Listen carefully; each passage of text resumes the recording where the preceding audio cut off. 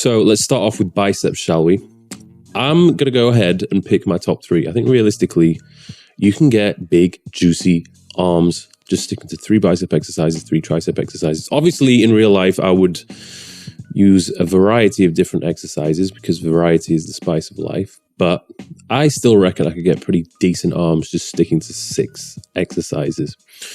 So my first choice when it comes to biceps would be the single arm dumbbell preacher curl. This is, well, it's a great exercise. What more can I say? The perks of this, first of all, is you are locked into position. Your elbow is firmly fixed on the pad. Your torso cannot move. There is minimal room for cheating, so you can maintain the majority of the tension on your bicep. Secondly, I like it a lot because you can actually assist yourself with the free arm. So when you reach concentric failure, you can actually help to lift the weight up to the top and take the negative until you can no longer take the negative, which is absolutely great. Second exercise, it's a pretty underrated one, in my opinion. It does the damage, does the job, that's for sure. It's what I would call a bicep-focused chin-up. Now, if you were to traditionally do a chin-up without really thinking about it, your back would probably do the majority of the work. It depends what is kind of more dominant. But you can actually emphasize the tension on the biceps when you do this by trying to keep your scapula fixed. So it's not like elevating or depressing, it's staying fixed. And you're having the intention of curling that fixed bar towards your chin. When you reach failure, just put a little bench or a stool underneath the bar itself and then just jump up and then take the negative.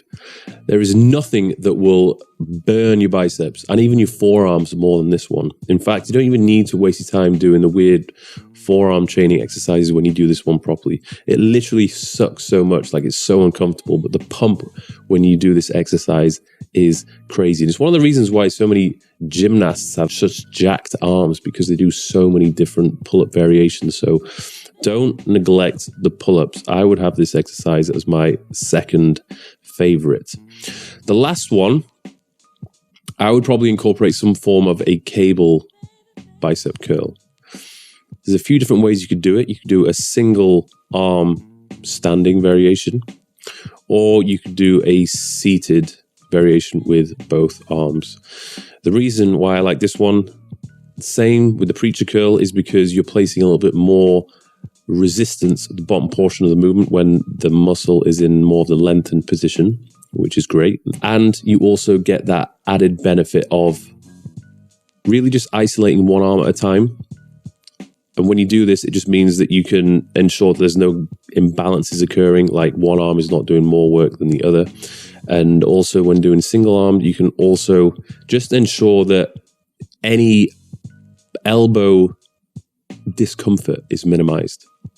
Because when you do this, you can just tilt your torso to one side to ensure that your elbow is pointing directly downwards and is aligning itself with gravity.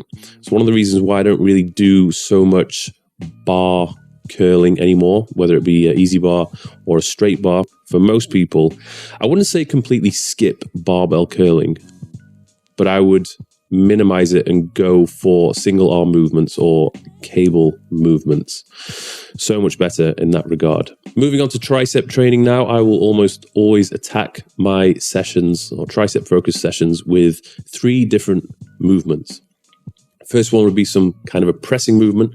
The other one would be an extension with the elbow next to the torso. The other would be an extension where the elbow is above my shoulder next to my head. I'm getting a very good stretch. They're the 3 which I would kind of ensure that I am including in the tricep training. So the first one, the pressing movement, you've either got some form of a close grip press variation where you could do close grip barbell press with a Smith machine, free bar, or you could do a body weight press. You also have the variation of doing some kind of a dip. Now, the dip could be body weight or it could be a machine. These exercises are probably not going to be the best if you notice that you're quite chest and front delt dominant. Now, that's really down to the individual, and you have to be quite aware of what is being engaged when you're doing these movements. I personally find that I can restrict how much delt and chest activation is occurring when I'm doing a pressing movement. But that being said, I feel as though when I do a dip, particularly a bodyweight dip, my chest always wants to do a little bit of the work. So even though I will still include these into my routine from time to time, I would probably go for some form of a close grip press, and I will alternate that between the Smith machine and the barbell. I feel like if I'm doing it by myself with the Smith machine, I can go a little bit heavier and I don't need to worry about the weight destroying me. The next tricep exercise I would do, if we're talking about tricep extension with the elbows next to the torso, I think the absolute don is the cable crossover, the close crossover machine. This one is just so good because, first of all, you're applying a lot of tension when the tricep is in more of its lengthened position, particularly if you lean further forward. And secondly, it's just a very natural range of motion for your elbow to be moving in. Okay, so similar to the bicep, if you're trying to do some kind of a press down with a fixed bar, then it's just going to be very uncomfortable to try and tuck your elbows in so much and have your elbows aligned with the force of gravity. If you're doing the cable crossover, then you can align your elbows up to the force which you're pulling along, and it's just going to be a lot more pleasant on your elbow joint. And it also allows you to go through a very full range of motion where you can lock out at the very end and squeeze the tricep. So an amazing exercise, which I recommend almost everybody should do. Moving on to the final movement for triceps, where the elbow is next to the head above the shoulder. I personally really like the overhead tricep extension machine. There's a few of these dotted about the gyms which I go to. It's probably not optimal for minimizing any kind of aggravation at the elbow joint. I think if I was to just do these all the time, my elbows might be a little bit shot. So probably not the best. You're probably better off moving to some sort of overhead tricep extension with a rope, particularly a long rope. The long rope allows your elbows to just move in a more natural direction and also allows you to go through a pretty decent range of motion. Probably better off doing it seated. If you're seated, then that means that you at least your torso is fixed. You don't have to worry about balancing, and you can actually lift heavier without you wobbling all over the place. So they're the three exercises which I do for triceps, and they're the three exercises I would do for biceps. And something which is very important, it's worth noting when it comes to bicep and tricep training, and it's probably one of the reasons why loads of people struggle to actually grow their arms, is because they keep doing the same thing over and over again. There's three things which they need to take into account. First of all, grip position. Okay, changing up your grip positioning can actually have a massive impact at activating different muscle fibers in the biceps and the triceps. So you need to do that. Second of all, you need to pay particular attention to the tempo at which you're lifting. If you're using the same tempo for every single exercise, for every single lift, then your body's just going to adapt to that very quickly. So you need to alternate the tempo. If you are doing a 3 or 4 second negative when it comes to doing some of these curling or extension movements, it is going to be a big eye-opener for you. And it's one of the reasons why I keep telling everybody who's using my app to follow the tempo at which I have given them on every single exercise. There's a reason why I've given you a tempo to follow in the first place. Okay, it makes a huge difference. And it's massively underrated.